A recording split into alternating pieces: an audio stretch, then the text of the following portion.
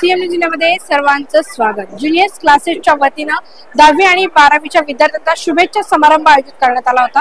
यामध्ये विद्यार्थ्यांना मार्गदर्शन देखील करण्यात आलं आणि जे काही विद्यार्थी आदर्श विद्यार्थी म्हणून आहेत त्यांचा देखील यावेळी सत्कार देखील करण्यात आलेला आहे। हा सत्कार समारंभ नक्की कसा पार पडला याविषयीची अधिक माहिती घेऊया। उत्कृष्ट निकालाची परंपरा कायम ठेवत विद्यार्थी व पालकांचा उत्स्फूर्त प्रतिसाद मिळवणाऱ्या पिंपळेगुरव येथील ज्युनियर्स क्लासेसच्या वतीनं 10वी व 12वीच्या विद्यार्थ्यांचा शुभेच्छा समारंभ उत्साहात संपन्न झाला। चंद्रभागा बँकेट हॉलमध्ये गुरुवारी 13 फेब्रुवारीला सायंकाळी हा कार्यक्रम आयोजित करण्यात आला होता।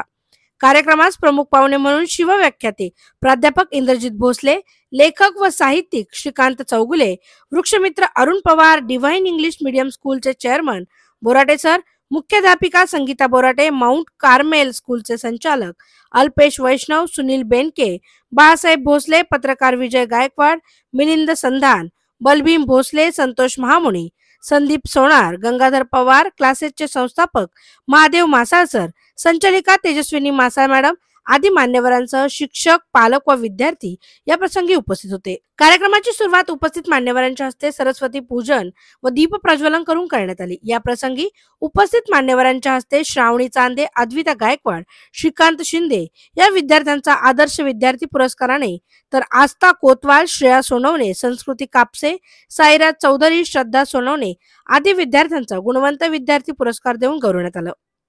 यावेळी व्याख्याते प्राध्यापक इंद्रजित भोसले यांच्या व्याख्यानाने उपस्थित शिक्षक वर्ग, विद्यार्थी व पालक मंत्रमुग्ध झाले। यावेळी लेखक श्रीकांत चौगुले, सुनील बेनके, संगीता बोराटे आदी मान्यवरांनी विद्यार्थ्यांना मोलाचं मार्गदर्शन करीत विद्यार्थ्यांना बोर्ड परीक्षेसाठी शुभेच्छा दिल्या। उपस्थित विद्यार्थ्यांनी देखील आपली मनोगते व्यक्त केली। प्राध्यापक मासाळ सर यांनी प्रास्ताविकातून क्लासेसच्या यशस्वी वाटचालीचा आढावा घेतला। अतुल क्षीरसागर यांनी सूत्रसंचालन केलं। 10वी व 12वी हे आमच्या क्लासचे जे विद्यार्थी आहेत या विद्यार्थ्यांना शुभेच्छा देण्यासाठी खऱ्या अर्थानं या कार्यक्रमाचं एक छोटेखाने आयोजन केलेलं होतं आणि या कार्यक्रमाच्या निमित्तानं आपल्या निमंत्रणाचा स्वीकार करून आज विविध मान्यवर या ठिकाणी उपस्थित आहेत। खरं तर या मान्यवरांना द्यावे तितकं धन्यवाद कमीच आहेत, कारण कार्यक्रमाला बोलवणं त्यांनी नाही म्हणावं असं कधी झालं नाही। असे आमचे मार्गदर्शक आदरणीय श्रीकांतजी चौगुले सर, खरं तर चौगुले सरांचं नाव आपल्या सगळ्यांना माहित आहे। लेखक, साहित्यिक आणि एका शाळेचे प्राचार्य, पीसीएमटी गर्ल्स स्कूलला सर प्राचार्य आहेत आणि पहिल्यापासून मला ज्यांनी खऱ्या अर्थानं प्रोत्साहन दिलेलं आहे असे आदरणीय चौगुले सर यांचं मी कार्यक्रमाच्या ठिकाणी या ठिकाणी स्वागत करतो। त्याचबरोबर या ठिकाणी खास करून डिगी या ठिकाणी ज्यांचा खऱ्या अर्थानं मोठ्या स्वरूपात त्या ठिकाणी माझ्यासारखा क्लास त्या ठिकाणी सर घेतात आणि शिवव्याख्याते म्हणून राज्यभर ज्यांनी व्याख्यान देण्याचं काम केलेलं आहे असे दिव्या क्लासेसचे संचालक आणि आमचे मार्गदर्शक, आम्ही एका भागातून आलेलो आहोत असे इंद्रजित भोसले सर, सर आपलंही मनपूर्वक स्वागत। त्यानंतर आपल्या कार्यक्रमस्थळी याच्या पाठीमागेच एक भव्य अशा स्वरूपात विद्याज्ञान करण्यासाठी एक मोठ्या स्वरूपात शाळा ज्या मॅडम आणि सरांनी उभं केले त्या संस्थेच्या शाळेच्या सर्व आदरणीय संगीता बोराटे मॅडम या देखील आज उपस्थित आहेत, त्यांचंही मी मनापूर्वक स्वागत करतो। या ठिकाणी मित्रांनो, बेनके गुरुजी सोशल ट्रस्ट खऱ्या अर्थानं आई वडिलांचं आपल्या जीवनामध्ये असलेलं योगदान खऱ्या अर्थानं आणि त्याचीच जाणीव ठेवून आपल्या वडिलांच्या हयातीमध्ये देखील आणि हयातीनंतर देखील वडिलांच्या पश्चात खऱ्या अर्थानं एक ट्रस्ट स्थापन करून ज्यांनी सामाजिक कामाची धुरा सांभाळलेली असे आमचे एक मार्गदर्शक, ज्यांचं आर्थिक पाठबळ मला नेहमीच असतं, सपोर्ट असतं, असे आदरणीय सुनील जी बेनके सर याच ठिकाणी उपस्थित आहेत, आपले मनपूर्वक स्वागत। आता सूत्रसंचालनाची जबाबदारी पेलणारे आमचे दुसरे सर जे पत्रकार संघाला नुकतंच शहराध्यक्ष म्हणून त्यांची निवड झालेली आहे आणि दापोडीतील स्वामी विवेकानंद शाळेत सर स्वतः सायन्स विषयाचे शिक्षक आहेत, आदरणीय अतुलजी क्षीरसागर सर यांचे मनपूर्वक स्वागत। विद्यार्थी मित्रांनो, अनेक मान्यवर आहेत या ठिकाणी, आमचे पत्रकार बांधव विजय गायकवाड सर या ठिकाणी आहेत, सकाळी या माध्यमासाठी ते प्रेझेंट करतात आणि माझ्यासह सर्व माझे ज्युनियर्स क्लासेस मधील सर्व शिक्षक, माझी पत्नी ज्यांनी खऱ्या अर्थानं क्लास पत्रकारितेत माझं योगदान बऱ्यापैकी असताना जे क्लास खऱ्या अर्थानं हँडल करतात किंवा सांभाळतात त्या तेजस्विनी मासाळ मॅडम आणि विद्यार्थी मित्रांनो आज या ठिकाणी आमच्या मातोश्री आई देखील आज सुदैवानं या कार्यक्रमाला उपस्थित आहेत. तेही मी माझ्यासाठी भाग्य समजतो. खऱ्या अर्थानं त्याही दवाखान्याच्या कामानिमित्त आज पुण्यात आल्या होत्या, त्या देखील या ठिकाणी आज उपस्थित आहेत.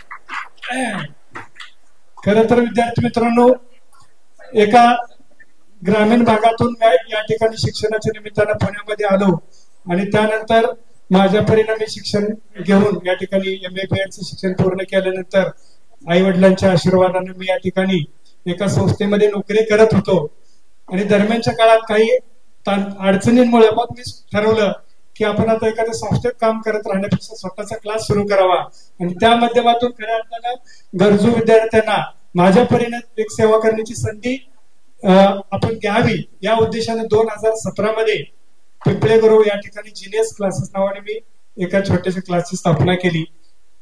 खरं तर सर्व आदरणीय मान्यवरांना सांगायला मला अभिमान वाटतो की सर फक्त 30 विद्यार्थी सुरुवातीच्या बॅचला माझ्याकडे होते.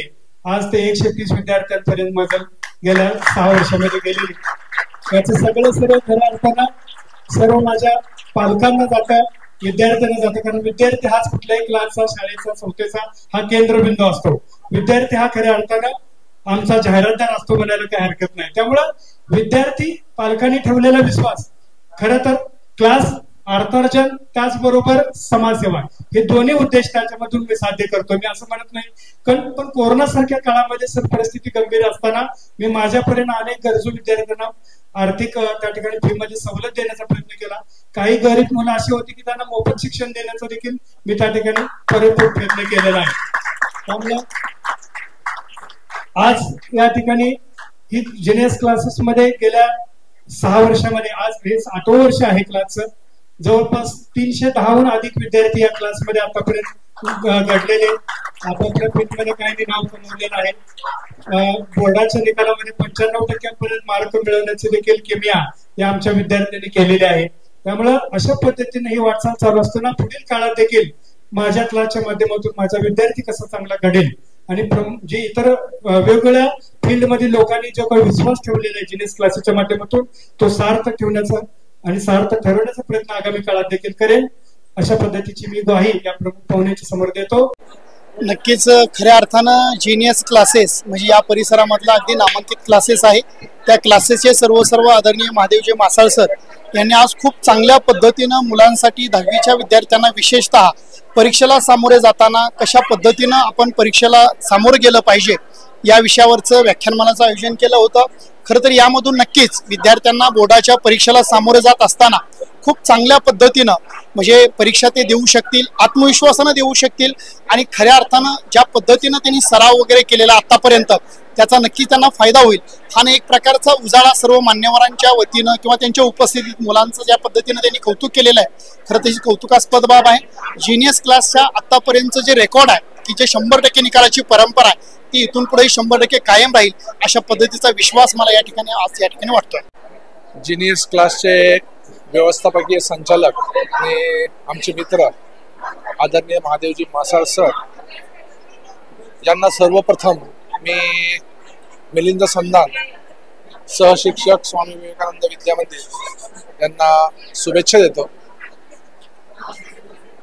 आज तसं बघितलं तर समाजामध्ये बरेचसे व्यावसायिक क्लासेस कार्यरत आहेत आणि असं असलं तरी प्राध्यापक महादेव मासाळ यांनी आपल्या क्लासेसमध्ये आपली गुणवत्ता ही कुठेही कमी पडू दिलेली नाही. केवळ शैक्षणिक शिक्षण देत असतानाच विद्यार्थ्यांना एक चांगलं नीतीपूर्ण किंवा त्याला आपण काय म्हणूया संस्कारक्षम असं शिक्षणही या क्लासमधनं दिलं जातं. हे आजच्या आपल्या निरोप समारंभामध्ये दिसून येतं. सरांच्या क्लासेसमध्ये अनेक गुणवंत विद्यार्थी घडले आणि घडतायत, परंतु भविष्यातही आणखी गुणवंत विद्यार्थी त्याचबरोबर जे आपल्या या राष्ट्रासाठी आपल्या समाजासाठी उपयोगी पडतील असे स्पर्धा परीक्षातनं पुढे जाणारे विद्यार्थी घडत असं मी सरांना शुभेच्छा देतो. आणि थांबतो. आमचे सहकारी महादेव मासाळ सरांनी गेल्या 5-6 वर्षामध्ये जिनियस क्लासेसचं जे छोटं रोपटं लावलं होतं, आता आपण बघतोय की त्यांनी या माध्यमातून विद्यार्थ्यांना कसं घडवलंय आणि विद्यार्थ्यांना घडवलंच नाही तर एक चांगल्या प्रकारे शिक्षणाची एक संस्थाच त्यांनी स्थापन केलेली आहे. अतिशय मेहनती माणूस म्हणावं लागेल, कारण सुरुवातीच्या काळात आम्ही त्यांना बघत आलेलो आहे. त्यांनी खूप कष्टाने आणि खूप मेहनतीने हे जिनियस क्लासेसचं रोपटं लावलं आणि आज एक चांगल्या प्रकारे त्यांनी स्टेबिलिटी जी म्हणतो आपण त्या प्रकारे आपण या कार्यक्रमाच्या माध्यमातून पण बघतोय आणि त्यांच्या रिझल्टमधून पण बघतोय. तर मासाळ सरांना जिनियस क्लासेससाठी खूप खूप शुभेच्छा. नमस्कार, मी अतुल क्षीरसागर. खरं तर जिनियस म्हणजेच याचा अर्थच एका वाक्यामध्ये असं आपल्याला सांगता येईल की अलौकिक बुद्धिमत्ता देणारा.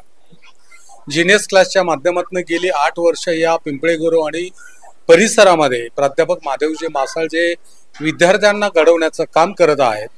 खरं तर केवळ शैक्षणिक गुणवत्ताच त्यांच्या माध्यमातून न देता आपल्या क्लासचा विद्यार्थी कसा संस्कारक्षम होईल याकरता कसोशीने ते सातत्याने प्रयत्न करत आहेत. इथून बाहेर पडणारा प्रत्येक विद्यार्थी हा भविष्यामध्ये हा समाजभिमुख घडावा याच खऱ्या अर्थाने अपेक्षा आहेत.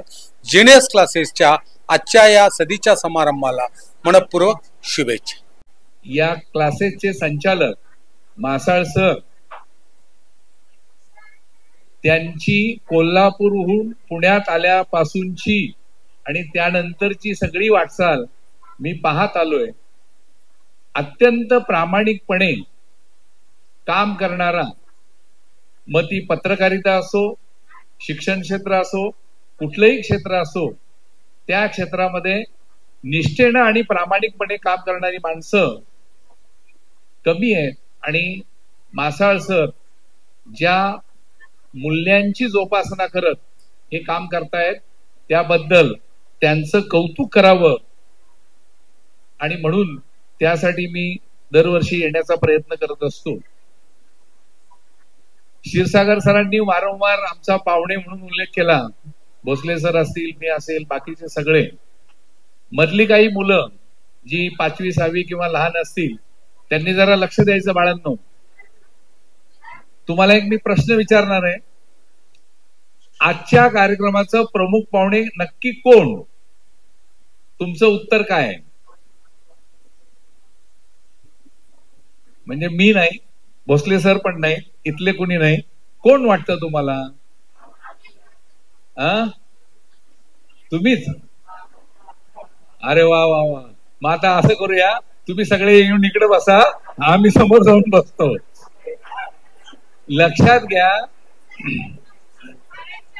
हा, अगदी बरोबर. श्रावणीने मला सांगितलं वाटतं. अजून कोणती? तू कोण? हा, बर बर, ठीक आहे. सरांच्या आईसाठी जोरात एकदा टाळ्या वाजून आपण मनापासून कौतुक करूया. मुलाचं यश, मुलाचं कौतुक, मुलाबरोबर सुनेचं कौतुक, सुनेचं यश बघावं म्हणजे एकत्र कुटुंब असेल, जवळ राहत असेल तर ते दररोज दिसत असतं. पण सरांची आई त्यांच्या मूळ गावात, खेडेगावात राहते. काही कामानिमित्तानं आज आल्यानंतर एवढ्या एसी हॉलमध्ये, सुंदर सभागृहामध्ये इतका देखणा नेटका सोहळा, मुलाच्या कर्तृत्वाचा पाहणं एका मातेसाठी खूप महत्वाची ही घटना आहे.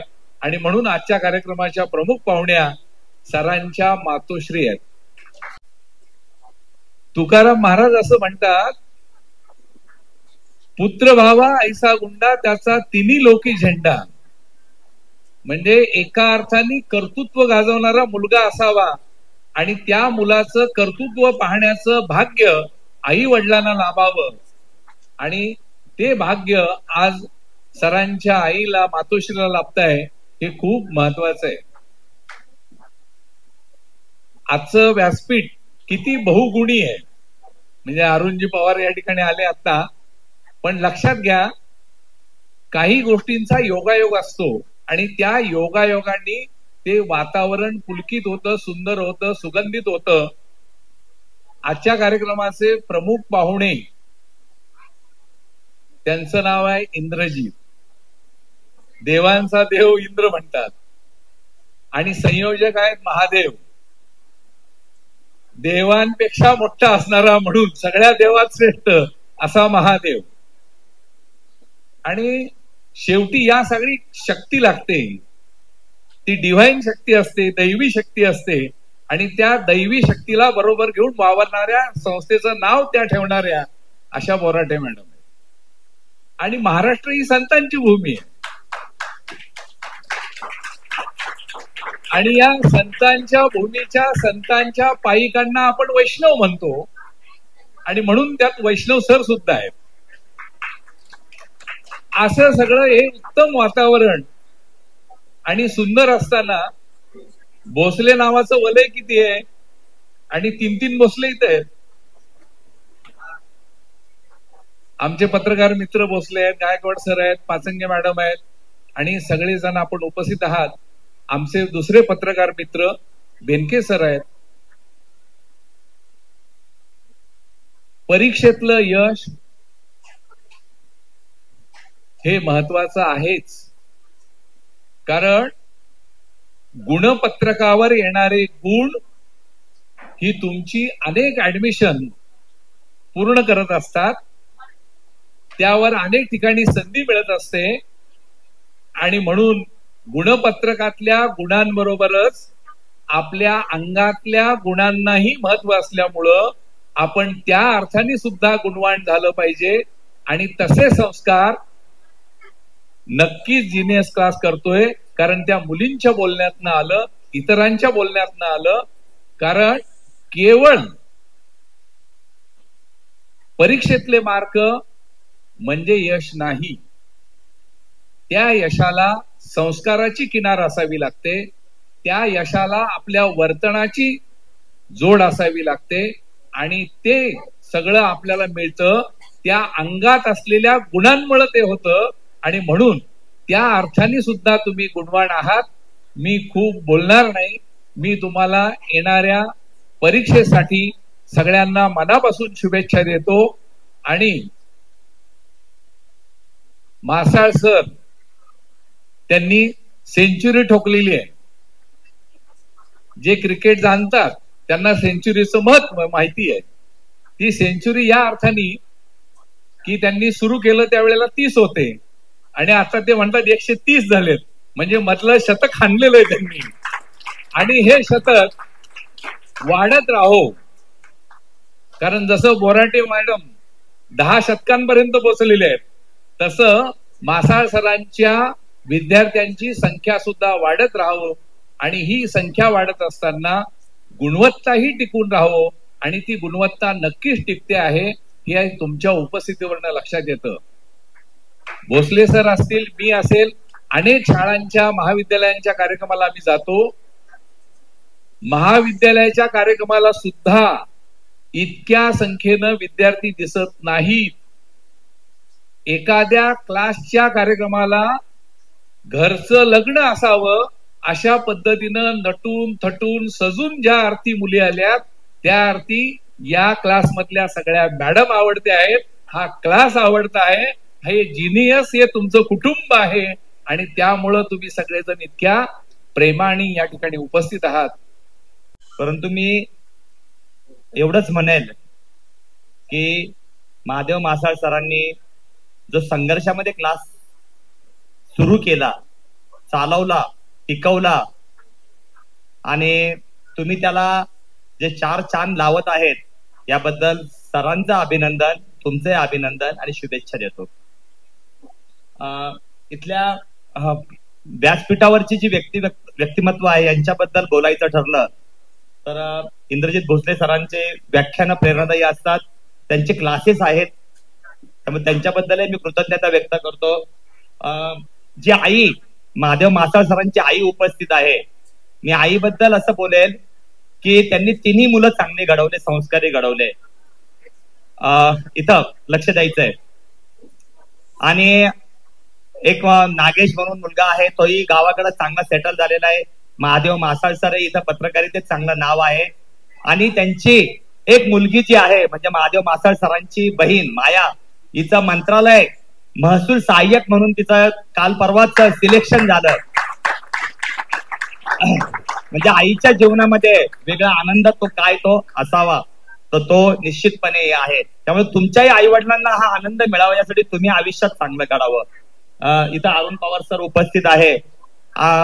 एक असं आदर्श व्यक्तिमत्व आहे, पाठीमागचे मुलं लक्षात देतील की त्यांचा जर तुम्ही इतिहास बघितला तर एक सेंटरिंग बांधणारा, म्हणजे जे बांधकामाचे स्लॅब पडतात ना, सेंटरिंग बांधणारा कामगार ते पिंपरी चिंचवड मधले एक बांधकाम व्यावसायिक, यशस्वी व्यावसायिक असा त्यांचा अरुण पवार सरांचा व्यवसाय आहे, यश आहे.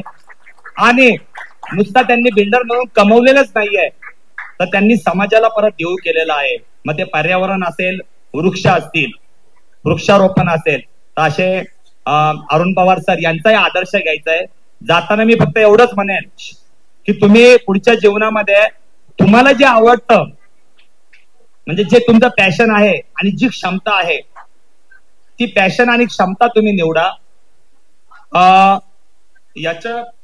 हे जे आहे एक IIT ला म्हणजे कम्प्युटरमध्ये याच्यामध्ये पहिला आलेला, IIT मध्ये पहिला आलेला एक व्यक्ती आहे. आणि त्याला शिक्रापूरकर सर जे आहेत, ते शिक्रापूरकर सरांनी विचारलं, त्या पहिले 5 जण होते, सत्कार होता, का तू कम्प्युटरमध्ये फार पुढे जा, मोठा हो. त्याने ठीक आहे तो असं म्हटला. परंतु एक 8-10 वर्षानंतर ती व्यक्ती आली आणि शंकर महादेवन, नाही काय नाव त्यांचं, जे शंकर महादेवन जे गायक आहेत, IIT मध्ये मुंबईला पहिल्या 5 असताना देखील त्यांनी कम्प्युटरमध्ये करिअर न करता गायनामध्ये करिअर केलं. आणि तो किस्सा जो आहे, तो किस्सा डॉक्टर शिक्रापूरकर सरांनी सांगितला होता. असा प्रसिद्ध गायक तो झाला. त्यामुळे तुम्हाला तुमच्यामध्ये जी क्षमता आहे आणि तुमची जी आवड आहे त्याच्यामध्ये जा, हे मला फक्त सांगायचं आहे. तुम्ही नुसता इंजिनिअरिंग, मेडिकल एवढं शिक्षण बघू नका. रोजगार प्रशिक्षण जे आहे, रोजगार कौशल्य जे आहे, त्यालाही भर द्या. पिंपरीमध्ये एक व्यक्ती अशी आहे की जो फक्त आयफोन दुरुस्त करतो, आयफोन रिपेअर करतो, दुरुस्त करतो. आणि ती व्यक्ती दिवसभरात 10 आयफोन रिपेअर करतात. त्यांचं 8,000, 10,000, 12,000 बिल होतं. एका आयफोन मागे 5,000 रुपये मिळतात त्यांना. दिवसाला 50,000 रुपये. 25 दिवस जरी काम केलं तरी 12.5 लाख रुपये महिना. आणि त्या व्यक्तीचं शिक्षण आहे फक्त 3री, ते पण उर्दू माध्यमामधून. म्हणजे 12.5 लाख रुपये कमवणारी व्यक्ती आज एवढं कमवत आहे. त्यामुळे तुम्ही तुमची जी क्षमता आहे, तुमची जी आवड आहे, त्याच्यामध्ये करिअर करा, त्यात पुढे जा. जाताना फक्त मी एवढंच सांगेल की 130 विद्यार्थी आहे. पुढच्या वर्षी आपल्याला द्विशतक पार करायचंय किंवा त्रिशतक पार करायचंय, असा आपण प्रयत्न ठेवूयात. तिथला प्रत्येक विद्यार्थी जो आहे तो 5-5 विद्यार्थी घेऊन येईल पुढच्या वेळेस. आणि जो विद्यार्थी जास्त इतर विद्यार्थी घेऊन येईल त्याला मी माझ्यातर्फे, आणि 5 विद्यार्थी आणणाऱ्या विद्यार्थ्याला, इतर विद्यार्थी क्लासला ऍडमिशन, यांना मी माझ्यातर्फे आणि क्लासच्या वतीने, दोघांच्याही वतीने मी त्यांचा सत्कार करेल. धन्यवाद. पुन्हा एकदा 10वी आणि 12वीच्या मुलांना पुन्हा एकदा हार्दिक शुभेच्छा. महासार सर आणि महासार मॅडम यांनी इथं बोलवल्याबद्दल त्यांचे पण आभार मानते. तसेच जीनियस क्लासचे 11वी आणि 12वीच्या स्टुडंट्सला मी बेस्ट ऑफ लक देते. शिवाय पेपर आता वर्षभर तुम्ही अभ्यास केलेला आहे, तर आता पेपरवर तुम्ही जो अभ्यास केलेला आहे तो छानपैकी उतरवायचा आहे. ज्या ठिकाणी तुम्हाला मेन वर्ड्स असतील किंवा लाईन असतील तिथं तुम्ही अंडरलाईन करा, त्याला हायलाइट करा. पेपर छान लिहा. प्रथम तुम्ही पेपर छान वाचा, त्याच्यानंतर पेपर मधील ज्या गोष्टी तुम्हाला पहिल्या येतात, सोप्या वाटतात, त्या लिहा. आणि अत्यंत चांगल्या पद्धतीने तुम्ही जर पेपर लिहिला तर तुम्हाला यश येणार आहे. तुम्ही फार कष्ट केलेत वर्षभर. मी माझ्या स्कूल मधले पण मुलं पाहिले, तसे जीनियस क्लासचे पण स्टुडंट्सने अभ्यास केलेला आहे. तर एकच सांगेल तुम्हाला, पेपर छान लिहा, व्यवस्थित लिहा. पेपरला जाताना वेळेत जावा, जेवण व्यवस्थित घ्या, पाणी भरपूर प्या आणि स्वतःची हेल्थ नीट ठेवा. यश तुमच्याकडे खेचून येईल. फार थोडा वेळच बोलते कारण आपले जे प्रमुख पाहुणे आहेत ते आपल्याला परीक्षाबद्दल सांगणार आहेत.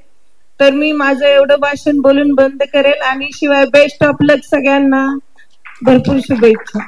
आज जीनियस क्लास का कक्षा 10वीं और 12वीं का आज निरोप समारंभ है. बड़ी धूमधाम से सभी छात्र, सभी प्रमुख मेहमान आज उपस्थित है और ये कार्यक्रम अभी आज पूरा हुआ है। लेकिन ये जीनियस क्लास के बारे में जो इसके चालक है, जो चलाने वाले हैं ये क्लास, ये महादेव मासाल जी, इन्होंने जो त्याग किया है, जो सहा है, तो इनके बारे में कितना भी बोले, छोटे बच्चों के लिए और 10वीं 11वीं 12वीं छात्रों के लिए इन्होंने बहुत कुछ ध्यान दिया है। ये पत्रकार भी है, समाज में जो कुछ भी जो गरीब लोग हैं, जो जिनको सुविधाएं नहीं मिलती, जिनको जो चाहिए वो नहीं मिलता है, लेकिन इन्होंने देने का प्रयास किया है, कोशिश की है। तो इसके लिए इन जीनियस क्लास को मैं मन से और दिल से बढ़िया बढ़िया शुभेच्छा देता हूँ और ऐसा ही इनका जो जीनियस क्लास है वो इनकी जो उन्नति है, प्रगति है, वो ऐसे ही साल भर में बढ़ती जाए, इसी प्रकार की शुभकामनाएं व्यक्त करता हूँ और धन्यवाद देता हूँ। Myself Nishita Kakade, I am assistant teacher of Genius class. Also, I am a former student of Genius class. I am in Genius class from standard 11 and I would like to share my experience of Genius class. In 12th standard, from the guidance of the Masar sir and Masar madam, I got 98 percentile in MHT CAT. So this is my great achievement. First of all, thank you to Masar sir and Masar madam for organizing this program for us. I would like to share the report of the Genius class here. We have the classes from 5th to 10th standard in Genius class. All total we have the 150 students. And I would like to tell that for the advertisement of the Genius class, according to WHO guidelines, that is World Health Organization, there is ban on plastics. So our Masar sir make the use of the cloth bags for the advertisement of this class. So this is one of the preservation and conservation of the environment. Now, I would like to give the best luck for all my students. All the students are genius here. According to Albert Einstein, everybody is genius. Everybody is genius. But if you judge any fish from its ability of climbing tree, it will prove stupid all its life. Means that everyone has their own ability to achieve their dream. And I hope that my all students will achieve their best. My one more lessons to all the students is that जीत उन्हीं की होती है जिनके सपनों में जान होती है, जीत उन्हीं की होती है जिनके सपनों में जान होती है, यूं ही पंख होने से कुछ नहीं होता, हौसलों से उड़ान होती। Thank you one end all. Good evening, our honorable chief guests, teachers, and my dear friends. Myself Advita Gaikwad, and I am here to express my gratitude on the behalf of all students. Thank you, sir, for giving me this opportunity to speak on this auspicious occasion. First of all, I would like to thank the teachers. Dear teachers, you have been the source of our education and knowledge in the last several years. Thank you for your immense hard work into making us a better human. Now, how can I not mention my lively classmates at this important movement? Dear friends, I have spent my quality of time with you. Thank you for giving me the wonderful and delightful experience of my life. Thank you, Masar sir and Masar ma'am, and all the teachers for understanding us and teaching us so nicely. Lastly, I would thank the teachers and students for giving me the wonderful year of my life. Thank you. आदरणीय अध्यक्ष महोदय व माझे सर्व मित्र मैत्रिणी, मी तुम्हाला मनापासून नमस्कार करते. माझा हा मी 2 वर्षाचा एक्सपिरियन्स 2 शब्दात सांगणार आहे. मी जीनियस क्लास मध्ये 9वीत आलते. तेव्हा 9वीत मी एवढी हुशार नव्हते. मग जेव्हा मी 10वीत अभ्यास करू लागले, मग मी टॉप 3 या स्टुडंट्स मध्ये येऊ लागले. म्हणजे एक्सपिरियन्स शेअर करण्यासाठी शब्द नाही लागले. तर माझा एक्सपिरियन्स मी हा एवढंच बोलते की मसार मिस यांनी मला खूप सपोर्ट केलं एज्युकेशन म्हणजे स्टडीज मध्ये इन्स्पायर केलं. स्नेहल मिसनी पण मला खूप इन्स्पायर केलं स्टडीजच्या बाबतीत. तर 10वीत हे सगळे स्ट्रगल करून मी टॉप 10 ह्या स्टुडंट्स मध्ये येऊ लागले माझ्या स्कूल मध्ये. तर मी एक्सपेक्ट म्हणजे मी सगळ्यांना सांगते की 10वीत पण मी 90+ हा निकाल 100% निकाल जीनियस क्लासवर आहे. तर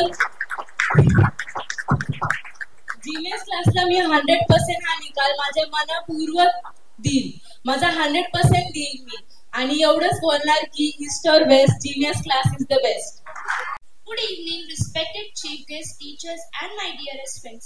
My name is Akanksha Nitin Gaikwad. Today I am here before you with lots of emotions. This is the last time I will be addressing you all. This beautiful classes will always be an important part and parcel of my life. Our class gave us precious memories and are truly priceless. I will miss these days and those little moments of fun weather I enjoyed with my beautiful friends and teachers. It has been only 1 year that I came to Genius classes, but still, it was the most best beautiful part of my life. A big thanks to Masar sir, Tejaswini miss, Nisha miss, Amit sir and Nishita miss and Ketki miss. These grateful teachers guided me for the year. And really thanks to my all friends because they helped me in every situation. And we promise to our teachers that we will score good marks in both exams. And now to end a farewell speech, express gratitude to those who helped me. I will miss you all. Thank you for being my best part of my life to all. Thank you. मला इथे बोलण्याची संधी दिल्याबद्दल मासाळ सरांचे व उपस्थित सर्व मान्यवरांचे मी आभार व्यक्त करतो. मी इयत्ता 9वी मध्ये जीनियस क्लासेस मध्ये आलो. 9वी व 10वी या 2 वर्षाचा काळ मी 9वी मध्ये जीनियस क्लासेस मध्ये शिकलो. जीनियस क्लासचं वातावरण, शिक्षण व कोचिंग, इथले सगळे शिक्षक सगळंच चांगलं आहे. जीनियस क्लासेस मध्ये आल्यावरती माझ्या स्कोर मध्ये पण वाढ झाली. जाता जाता मी सर्व विद्यार्थ्यांना 10वीच्या व 12वीच्या विद्यार्थ्यांना बोर्ड परीक्षेसाठी हार्दिक शुभेच्छा देतो. धन्यवाद. आपल्या मुलाचा खरं तर होणारा हा एक कुठेतरी प्रगतीचा आलेख पाहण्यासाठी काही कारणास्तव आलेल्या आमच्या मासाळ सरांच्या मातोश्री, आमच्या मातृतुल्य आई, मगाशी मी कार्यक्रमाला ज्यावेळेस या ठिकाणी प्रवेश घेतला आणि आल्यानंतर ज्यावेळेस मी पाहिलं, आदरणीय मासाळ सरांचं नाव घेतल्यानंतर बऱ्याच मुलांच्या हातून टाळ्यांचा गजर पडला. खर तर या गोष्टीवरून मला एक गोष्ट जाणवली, माँ जन्म देती है जीवन नहीं, माँ जन्म देती है जीवन नहीं, गुरु जीवन देता है जन्म नहीं. जन्म होता है मरने के लिए और जीवन होता है कुछ कर दिखाने के लिए, कुछ कर दिखाने के लिए. गुरुचं महत्व सांगणारी, खऱ्या अर्थानं या विद्यार्थ्यांमध्ये असणारी ही तळमळ पाहिल्यानंतर कुठेतरी आनंद वाटला. खऱ्या अर्थानं स्वराज्याचं देखणं स्वप्न ज्यांनी पाहिलं ते शहाजीराजे भोसले. खऱ्या अर्थानं हे स्वप्न प्रत्यक्षात आणण्यासाठी छत्रपती शिवाजीराजे, छत्रपती संभाजीराजांसारखा पुत्र ज्यांनी घडवला त्या राजमाता राष्ट्रमाता जिजाऊ. खऱ्या अर्थानं हे देखणं स्वप्न ज्यांनी खऱ्या अर्थानं ताकदीने निर्माण केलं, स्वराज्य निर्माण केलं, ते युग पुरुष छत्रपती शिवबाराजे. आणि ज्यांनी खऱ्या अर्थानं हे स्वराज्य नुसतं खांद्यावरती पेललं नाही तर ते भ्रमसाठ वाढवलं, असे धर्मवीर छत्रपती संभाजीराजे. प्रथमतः या महापुरुषांना अभिवादन करतो. राजांनो, ज्यावेळेस मी या कार्यक्रमासाठी आलो, या व्यासपीठावरती विराजमान झालेल्या प्रत्येक व्यक्तीकडे पाहिलं. प्रत्येक व्यक्ती त्या क्षेत्रामधली खऱ्या अर्थानं नामांकित आहे. त्यांनी त्यांच्या क्षेत्रामध्ये एक वेगळं वलय निर्माण केलेलं आहे. एकदा अधिकारी होता आणि अधिकाऱ्याला बरीच कामं ऑफिसमध्ये होती आणि त्या ऑफिस मधली कामं तो घरी घेऊन आला. बऱ्याच फायलींचा तो खऱ्या अर्थानं टेबलवरती साचलेला संच. परंतु त्या अधिकाऱ्याचा एक छोटा मुलगा होता आणि त्या मुलाला आपल्या वडिलांबरोबर खेळायचं होतं. खरं तर वडिलांबरोबर खेळायचं म्हणून त्याने हट्ट धरला, पप्पा तुम्ही माझ्यासोबत खेळा ना. परंतु त्या अधिकाऱ्याला त्या वडिलांना बरीच कामं होती, त्यामुळे त्या चिंटूचा हट्ट ते पुरवू शकत नव्हते. शेवटी ते अधिकारी होते, त्यांच्या डोक्यामध्ये एक युक्ती आली. बाजूला एक वर्तमानपत्र पडलं होतं. त्या वर्तमानपत्राच्या पाठीमागे एक जगाचा नकाशा होता. तो नकाशा फाडला, त्याचे 10-12 तुकडे केले आणि त्या मुलाच्या हातात दिले आणि सांगितलं, बाळा रे, हा नकाशा जोडून घे. आता त्या अधिकाऱ्याला माहिती होतं की बराच वेळ हा कार्यक्रम चालणार आहे, किमान अर्धा एक तासात मी माझं काम पूर्ण करणार आहे आणि मी मुलासोबत खेळणार आहे. आपले वडील त्या अधिकारीच्या टेबलाजवळ गेले. 2 मिनिटात तो मुलगा तो नकाशा घेऊन जवळ आला आणि वडिलांना दाखवला. नकाशा अगदी बरोबर जोडला होता. खर तर त्या अधिकाऱ्याला त्या बापाला कौतुक वाटलं मुलाचं आणि मग मोठ्या जिज्ञासाने त्याला विचारलं, बाबा रे तो हा नकाशा कसा जोडला, तो हा नकाशा कसा जोडला? आणि त्यावेळेस त्या मुलाने खूप सुंदर उत्तर दिलं, पप्पा त्या नकाशाच्या पाठीमागे एका माणसाचं चित्र होतं. पहिल्यांदा मी माणूस जोडला, उलटून बघितलं, जग आपोआप जोडलं होतं. खऱ्या अर्थाने या ठिकाणी बसलेली ही मातब्बर मंडळ आहे, ही माणसं कमवण्याचं सगळ्यात मोठं श्रेय आदरणीय महादेवजी मासाळ सरांना जात आहे, त्यांच्या सौभाग्यवती मॅडम यांना जात आहे. ही माणसं एवढा वेळ देऊन या ठिकाणी मुलांचं कौतुक करण्यासाठी आलेली आहेत, ही सगळ्यात मोठी गोष्ट आहे. राजानो, तुमच्या विषयातल्या प्रत्येक विषय शिक्षकानं तुम्हाला त्या त्या विषयाचं परिपूर्ण ज्ञान दिलेलं आहे. खरं तर गणित विषयाचा सराव कसा करावा, पेपर कसा सोडवावा, मराठीचा सराव कसा करावा, विज्ञानाचा सराव कसा करावा, वाचन कसं करावं याचं परिपूर्ण ज्ञान दिलेलं आहे. पण राजानो, हे पेपर सोडवत असताना तुमच्यामध्ये नेमके कोणते गुण अपेक्षित आहेत या संदर्भात मी तुमच्याशी संवाद साधणार आहे. राजानो, आता 10वी आणि 12वीचे पेपर देत आहे. काही जणांचे पेपर सुरू झालेले आहेत, 12वीच्या परीक्षा सुरू झालेल्या आहेत, 10वीचे पेपर 21 तारखेपासून सुरू होत आहेत. आणि अशा अवस्थेमध्ये सगळ्यात महत्वाची गोष्ट म्हणजे आपल्या समोर एक ध्येय असलं पाहिजे की 10वीच्या बोर्डाच्या परीक्षेमध्ये, 12वीच्या बोर्डाच्या परीक्षेमध्ये मी एवढे गुण मिळवणार आहे. म्हणजेच काय, आपल्याला आपल्या समोर ध्येय ठेवून खऱ्या अर्थानं पेपरला सामोरं जाता आलं पाहिजे. राजानो, एक लक्षात ठेवा, हर सपने को अपने मंजिल में रखो, हर सपने को अपने बाहों में रखो, हर मंजिल को अपने बाहों में रखो. जीत उनकी होती है जिनके सपनों में जान होती है. आणि आपलं स्वप्न साकार करण्यासाठी आपण सगळ्यांनी प्रामाणिक प्रयत्न केला पाहिजे. तुम्हाला सगळ्यांना माहिती आहे अर्जुनाची गोष्ट. गुरु द्रोणाचार्य मुलांना धनुर्विद्या शिकवत होते, आपले शिष्य आणि त्यांना धनुर्विद्या शिकवत असताना त्यांनी समोर एक लाकडी पक्षी ठेवला, तो झाडाला लटकावला आणि शिष्याला विचारलं, बाळारे तुला त्या झाडावरती काय दिसतात? आणि त्यावेळेस त्या बऱ्याच शिष्यांनी उत्तर दिलं, गुरुजी आम्हाला झाडावरती पक्षी दिसतोय, पक्षाला पंख आहेत, त्या झाडाला फळं लागली आहेत, फांद्या आलेल्या आहेत, सगळं दिसतंय गुरुजी. गुरुजींनी त्यांना सगळ्याला थांबायला सांगितलं आणि तोच प्रश्न गुरुजींनी अर्जुनाला विचारला आणि अर्जुन उत्तरला, गुरुजी मला पक्षाचा डोळा दिसतोय. आणि त्या क्षणी गुरुजी म्हणाले, फार छान, मार बाण. बाण सरळ गेला, त्या पक्षाच्या डोळ्यात घुसला. बाळांनो, आपल्याला आपल्या ध्येयावरती लक्ष केंद्रित केल्याशिवाय आपल्याला आपलं ध्येय साध्य करता येणार नाही. 10वीला मला एवढे टक्के गुण मिळवायचे, 12वीला एवढे टक्के गुण मिळवायचे आहेत, परंतु ते ध्येय समोर ठेवून त्यावरती प्रामाणिकपणे काम करणं ही सगळ्यात मोठी गोष्ट आहे. सर, मी रस्त्याने येत होतो आणि रस्त्याने येत असताना थोडं चौकात थांबलो. मला थोडासा हॉल सापडत नव्हता. मी तिथे एक वयस्कर माणूस होते, त्या काकांना विचारलं, काका हा रस्ता कुठे जातो? तो चौक होता.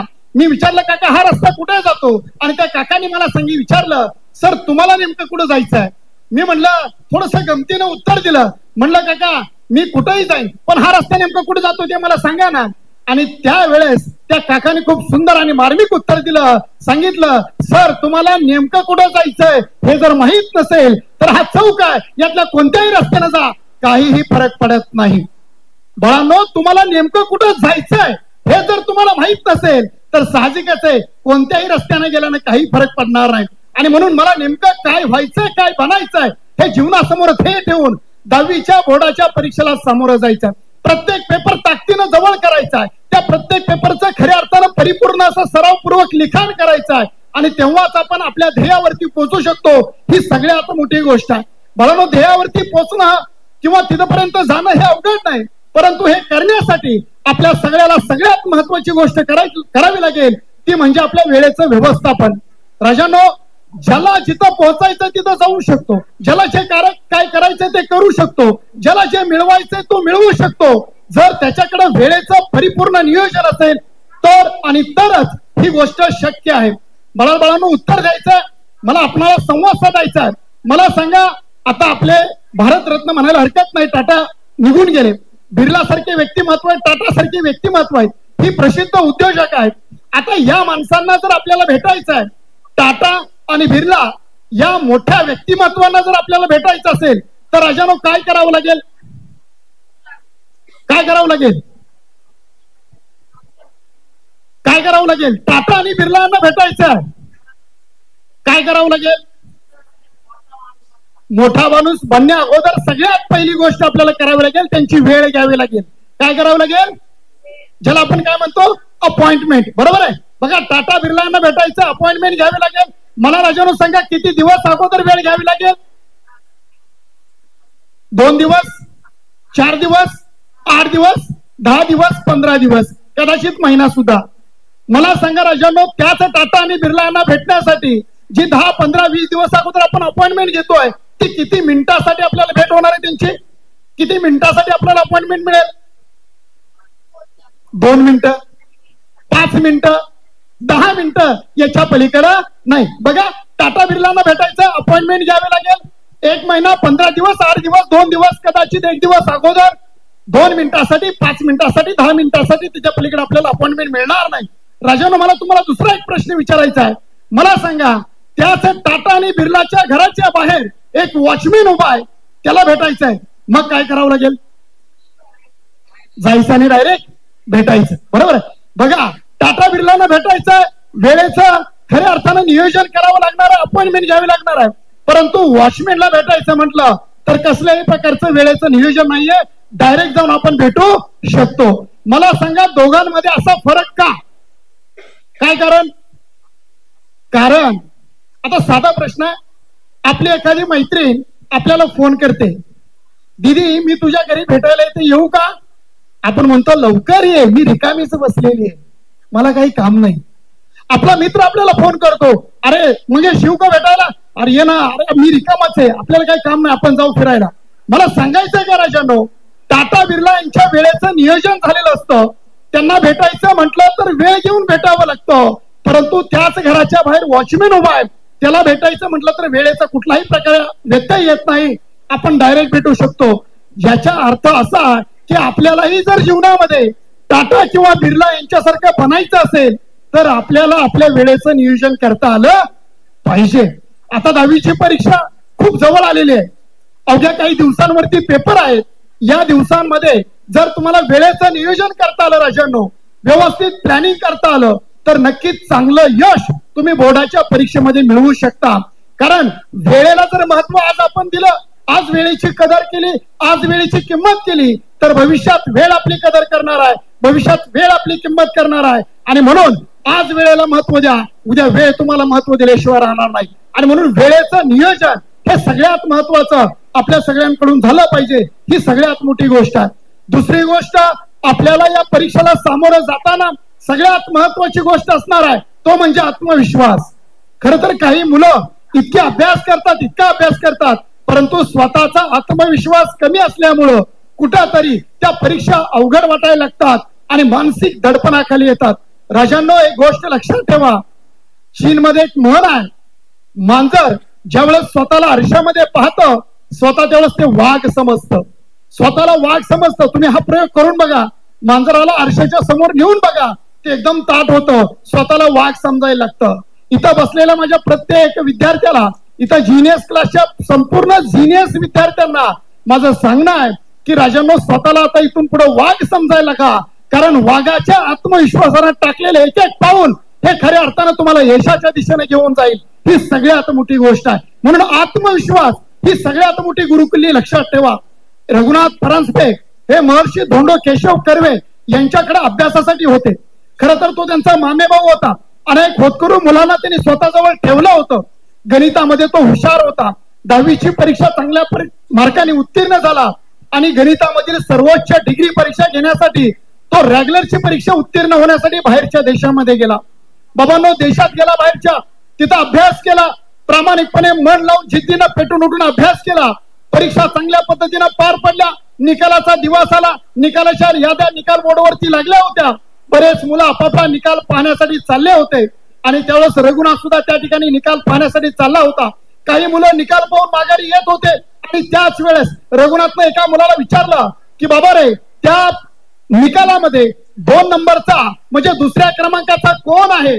आणि त्यावेळेस त्या मुलाला त्या प्रश्नाचं आश्चर्य वाटलं आणि मोठ्या कौतुकानं त्याने विचारलं, बाबा रे, त्या ठिकाणी त्या निकाल बोर्डवरती पहिला नंबर कोण आला हे विचार ना, तू दुसऱ्या क्रमांकाचं कशाला विचारतोय?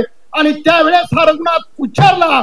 हा रघुनाथ म्हणाला पहिला क्रमांक माझा आहे हे मला चांगलं माहिती आहे, म्हणून तुम्हाला मी दुसऱ्या क्रमांकाचं विचारलं.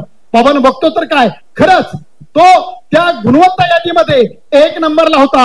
हा भारतातला पहिला सिनियर रँगलर रघुनाथ परांजपे. बाळांनो हे का असा आत्मविश्वास आपल्यामध्ये आला पाहिजे आणि त्या आत्मविश्वासानंच आपण येणाऱ्या बोर्डाच्या परीक्षेला सामोरं गेलं पाहिजे, ही सगळ्यात मोठी गोष्ट आहे. आणि म्हणून आत्मविश्वासानं जी मुलं खऱ्या अर्थानं सामोरे जातात त्यांच्या मनामध्ये एक विश्वास असतो, मनगटामध्ये एक ताकद येते आणि त्या ताकदीच्या बळावरती खऱ्या अर्थानं मुलं चांगल्या पद्धतीनं पेपरला सामोरे जातात. सर काल पूर्व मी बातमी वाचली, 11 तारखेला मला वाटतं इंग्रजीचा पेपर होता 12वीचा, मिरज परिसरामध्ये घडलेली. बाळांनो तुमच्यासाठी सांगतोय, आवर्जून सांगतोय, 11वीचा तो विद्यार्थी आहे. पेपरला जाण्याच्या अगोदर 2 तास क्लास केला आणि खऱ्या अर्थानं स्वतःचं जीवन संपवून टाकलं. प्रश्न पडतो सर मला, ज्या महाराष्ट्राच्या मातीमध्ये शिवछत्रपतींचा जन्म झाला, ज्या महाराष्ट्राच्या मातीनं मला लढायला शिकवलं आणि एवढीशा अपयशानं आम्ही का खचून जातो, ही सगळ्यात मोठी गोष्ट आहे. राजानो अपयश वाटायला आलाच पाहिजे. अपयशाशिवाय आपल्याला यशाची किंमत कळणारही नाही आणि यशाची चव चाकताही येणार नाही, म्हणून अपयश आलंच पाहिजे. बाबांनो या बाबतीत मी आवर्जून एका व्यक्तीचा इतिहास तुम्हाला नक्की सांगेन. ज्या माणसानं वयाच्या 21व्या वर्षी व्यवसायाला सुरुवात केली, प्रचंड मोठी खोट खाल्ली.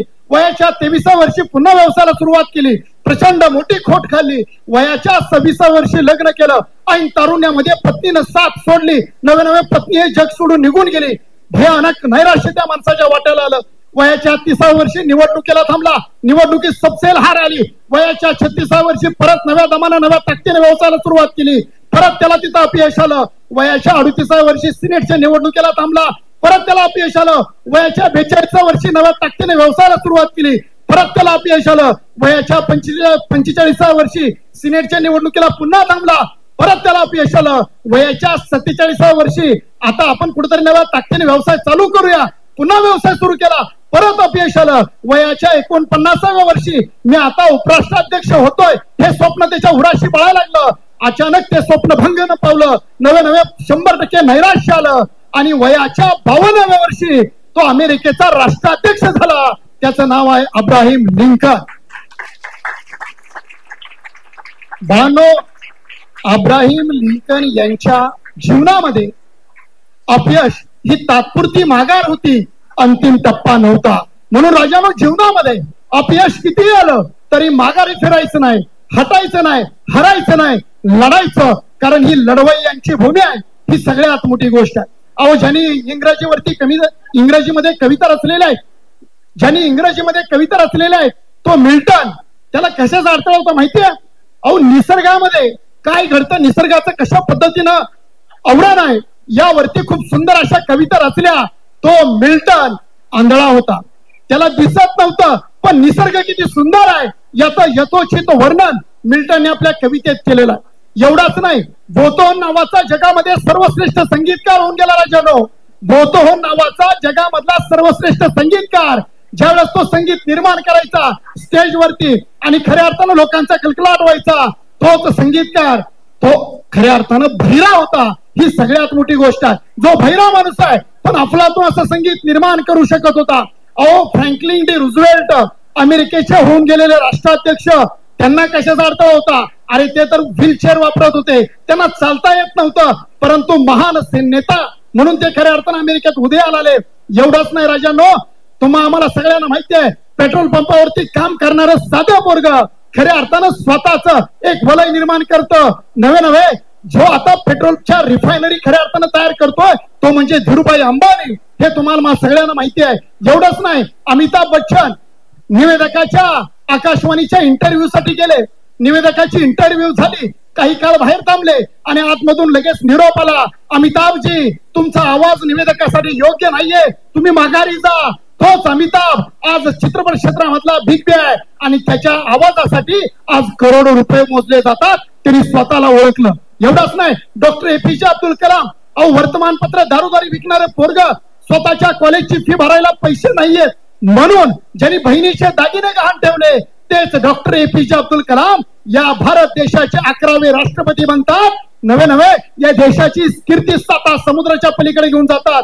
सायंटिस्ट बनतात ते डॉक्टर एपीजे अब्दुल कलाम. अहो बराक ओबामा आई वडिलांशिवाय वाढलेलं पोरग आणि विशेषतः कृष्णवर्णीय ते अमेरिकेसारख्या राष्ट्रामध्ये जातं आणि त्या राष्ट्राध्यक्ष पदापर्यंत पोहोचतं. अहो डॉक्टर स्टीफन हॉकिंग, ज्यांना 10वीच्या विद्यार्थ्यांना लेसन येतो, डॉक्टर स्टीफन हॉकिंग जो स्वतःचं शरीर हलवू शकत नाही पण जग हलवणारं संशोधन ज्या माणसाने केलं ते डॉक्टर स्टीफन हॉकिंग.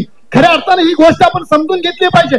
क्रिकेट विश्वामध्ये भारतरत्न देण्यासाठी कायद्यात बदल करायला लावणारे कोण? सचिन तेंडुलकर, जो क्रिकेट विश्वातला देव मानला जातो, तो इयत्ता 10वी मध्ये इंग्रजी विषयात नापास होता.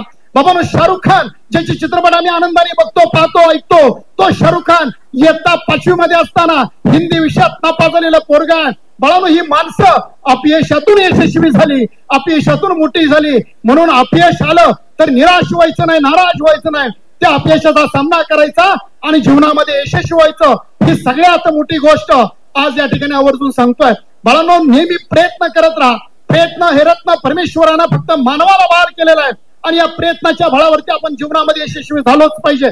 आज 10वीची परीक्षा आहे, उद्या 12वीची आहे, उद्या ग्रॅज्युएशनच्या प्रत्येक टप्प्यावरती परीक्षा आहे, शिक्षणाच्या प्रत्येक टप्प्यावरती तुम्हाला परीक्षा द्यायचा आहे. आणि म्हणून या परीक्षांचा खऱ्या अर्थानं सामना करत असताना प्रयत्न हे रत्न माणसाला खऱ्या अर्थानं परमेश्वरानं बहाल केलाय आणि त्या प्रयत्नाच्या बळावरती आपण यशस्वी झालं पाहिजे.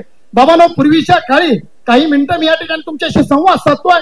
बाळांनो, पूर्वीच्या काळी गुरुच्या घरी जाऊन शिक्षण घेतलं जायचं. गुरुग्रही जाण्याची शिक्षण घेण्याची पद्धत होती आणि अशाच पद्धतीने वर्ग भरला होता. त्या वर्गामध्ये सगळी मुलं आली होती. गुरुजींनी मुलांना श्लोक शिकवले आणि सांगितलं उद्या येताना सगळ्यांनी श्लोक पाठ करून यायचे. दुसऱ्या दिवशी वर्ग भरला. बघता बघता सर्व विद्यार्थ्यांना गुरुजींनी श्लोक विचारले आणि बघता बघता सगळ्याच मुलांनी श्लोक म्हणून दाखवले. पण त्यातला एक मुलगा होता ज्याचे श्लोक पाठ नव्हते. अख्ख्या वर्गात सगळ्या मुलांनी अभ्यास केलाय. गुरुजींना राग आला, हातामध्ये छडी घेतली आणि त्या मुलापर्यंत गेले. मुलाला हात समोर करायला सांगितलं. तो लालबुंद झालेला चेहरा, ते निखारे बाहेर पडत होते. आता मारतो की काय असा प्रश्न निर्माण झाला होता आणि गुरुजींनी त्या मुलाला समोर हात करायला सांगितलं आणि गुरुजींना आता छडीचा प्रसाद देणार. तेवढ्यात गुरुजींनी आपली काठी खाली घेतली आणि माघारी परत आले. अख्खा वर्ग आश्चर्यचकित झाला. नेमकं असं काय घडलं की सरांनी त्याला शिक्षा केली नाही. आणि मग 2 दिवसानंतर गुरुजी जंगलामध्ये फुलं वेचायला गेले होते. त्या मुलाला प्रश्न पडला, गुरुजी मला मारणार होते, गुरुजी मला हाणण्यासाठी आले, त्याने हातात समोर करायला सांगितलं पण गुरुजीने मला मारलं नाही. नेमकं उत्तर काय, ह्याचं कारण काय हे विचारण्यासाठी तो गुरुजींच्या आडवं गेला. गुरुजी त्या दिवशी वर्गामध्ये सर्व मुलांनी श्लोक पाठ केले. माझे एकट्याचे श्लोक पाठ नव्हते म्हणून तुम्ही मला शिक्षा करण्यासाठी आलात. गुरुजी, मी हात समोर केला, तुमचा लालबुंद पाहिले झालेला तो चेहरा, तुमच्या डोळ्यातून ते निखारे बाहेर पडत होते, जणू आता तुम्ही मला बेदम मार देणार हे मी निश्चित केलं होतं. पण गुरुजी, तुम्ही माझ्या हाताकडे बघितलं आणि तुम्ही माघारी गेलात. गुरुजी, नेमकं कारण काय? आणि त्यावेळेस गुरुजी म्हणाले, बाबा रे, अख्ख्या वर्गामध्ये सगळ्यांनी श्लोक पाठ केले पण तुझ्या एकट्याचे श्लोक पाठ नव्हते. मला राग आला, मी छडी हातात घेतली, मी तुझ्या समोर आलो, तुला हात समोर करायला सांगितला, मी आता तुला बेदम मारणार हे मनोमनी मी निश्चित केलं होतं. परंतु मी तुझ्या हातावरती छडी देण्या अगोदर माझी नजर तुझ्या हातावरती गेली, त्या हातावरच्या रेषेवरती गेली आणि मग माझ्या लक्षात आलं, अरे या मुलाच्या हातावरती विद्येची रेषाच नाहीये, याला मारून तरी उपयोग काय.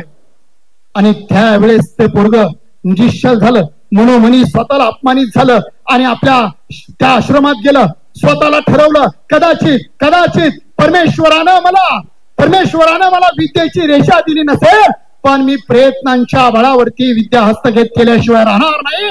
राजांनो, तोच विद्यार्थी पुढे जाऊन संस्कृत विषयाचा व्याकरणकार ठरला. त्याचं नाव आहे पाणिनी. जगातलं व्याकरण जे निर्माण झालंय त्या व्याकरणाचा खऱ्या अर्थानं संस्कृत मधलं तो विद्यार्थी म्हणजे पाणिनी. म्हणून प्रयत्न हे रत्न परमेश्वरानं आपल्याला बहाल केलेला आहे. त्यामुळे त्याच्या बळावरती आपण जे पाहिजे ते मिळवू शकतो. आणि परीक्षेला सामोरं जाताना एक गोष्ट लक्षात ठेवा, लहरों से डरकर नौका पार नहीं होती. लहरों से डरकर नौका पार नहीं होती. कोशिश करने वालों की कभी आवाज नहीं, कोशिश करने वालों की कभी नन्ही चींटी जब दाना लेकर चलती है, चढ़ती दीवार पर से 100 बार फिसलती है, चढ़कर गिरकर चढ़ना ना करता है, आखिर उसकी मेहनत बेकार नहीं होती. कोशिश करने वालों की कभी डुबकिया सिंधू में गोताखोर लगाता है. गोताखोर धार्मिक स्थळी गेल्यानंतर पाण्यामध्ये डुबकी मारून नाणं शोधणारा माणूस डुबकी है सिंधु में गोताखोर लगाता है, जाकर खाली हाथ लौट आता है, मिलते न सहजी मोती गहरे पानी में, बढ़ता दुना उत्साह उसी हैरानी में, मुट्ठी उसकी खाली हर बार नहीं होती, कोशिश करने वालों की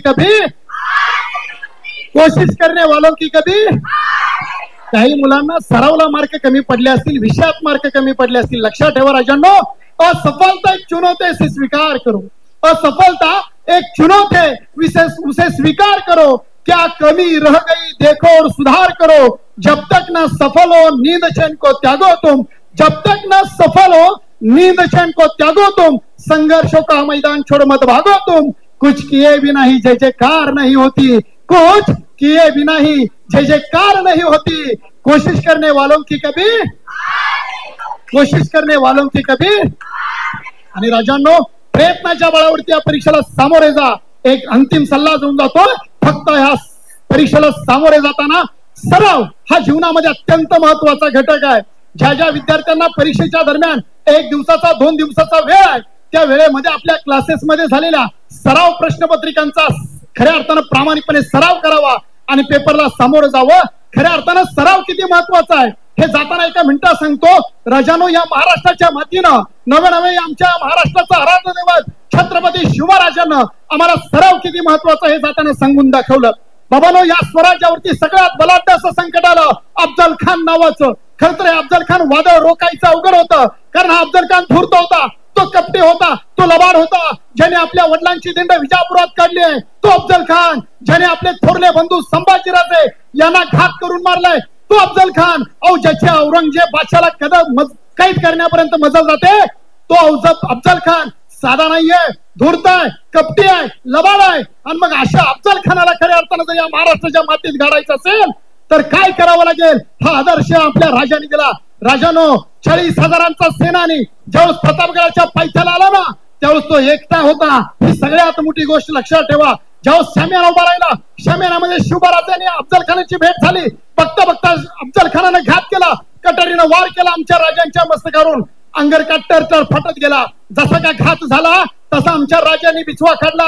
वाघ नका अफजल खानाच्या पोटात खुपसली. बघता बघता अफजल नावाचा खोतरा जेव्हा बाहेर पडला, दगा दगा ओरडू लागला. राजे माघारी फिरले. बघता बघता कृष्णाजी अंगावर आले. कृष्णाजीला तिथंच ठार केला. सय्यद बंडा धावत आला. आमच्या जीवाजीनं सय्यद बंडाचा हात वरच्या वर कलम केला आणि म्हणून होते जीवाजी म्हणून वाचले शिवाजी. ही मन सुद्धा रूढ झाली. राजे गडावरती आले. खऱ्या अर्थानं प्रतापगड जिंकला. तोफा लागल्या. आमच्या सैन्याने धुवा उडवला. या प्रतापगडावरती भगवा डोलवाना फडकू लागला. परंतु राजानो, हे सगळं घडलं 10 नोव्हेंबर 1659. पण बाळांनो, मला एक साधा प्रश्न तुम्हाला विचारायचा आहे. छत्रपती शिवाजी महाराजांनी अफजल खानाला उद्या 2 मिनिटात ठोकलं. 2 मिनिटात यमसदनी दाटलं. परंतु राजानो, ती 2 मिनिटं यशस्वी करण्यासाठी आमच्या शिवराजांना तब्बल 4 महिने अफजल खान ज्यावेळेस आपल्या समोरासमोर येणार आहे, ज्यावेळेस आपली गळा भेट होणार आहे, त्यावेळेस अफजल खानाला कसा मारायचा याचा सराव तब्बल 4 ते 6 महिने राजे तालमीत करत होते. ही सगळ्यात मोठी गोष्ट आपल्याला जर मिळाली ना, ती म्हणजे सरावाची. आणि आपल्या शिवराजांनी खऱ्या अर्थानं आपल्याला ते दिलेलं. आणि म्हणून सगळ्यांना खऱ्या अर्थाने ही गोष्ट आवर्जून सांगतो, 10वीच्या परीक्षेला सामोरे जाताना सरावपूर्वक सामोरे जा.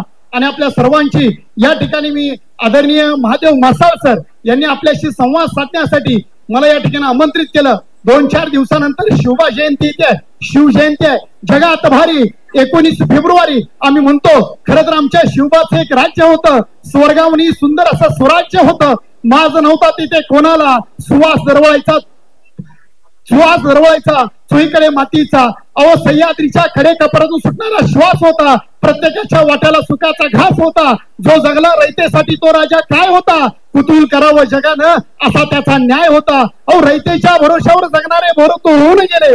रयतेच्या भरोशावर जगणारे बहुत होऊन गेले. परंतु रयतेसाठी जगणारे फक्त आणि फक्त माझे शिवबाच झाले, माझे शिवबाच झाले. आज या ठिकाणी आपण आजच्या कार्यक्रमासाठी मला या ठिकाणी आमंत्रित केलं, त्याबद्दल धन्यवाद व्यक्त करतो. आपणा सर्वांचे खूप खूप धन्यवाद. जय हिंद, जय महाराष्ट्र, जय शिवराय, जय शंभूराज.